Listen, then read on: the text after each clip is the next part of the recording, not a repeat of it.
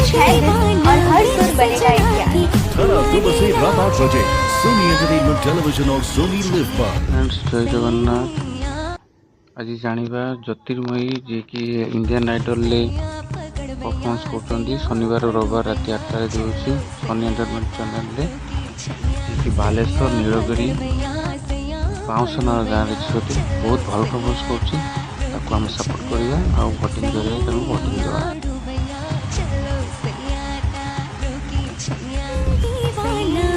सजना के माने ना ये पगला है समझाने से समझी। श्रेया जी, आपको नहीं लगता कि संगीत की दुनिया को सुमन मिल गई?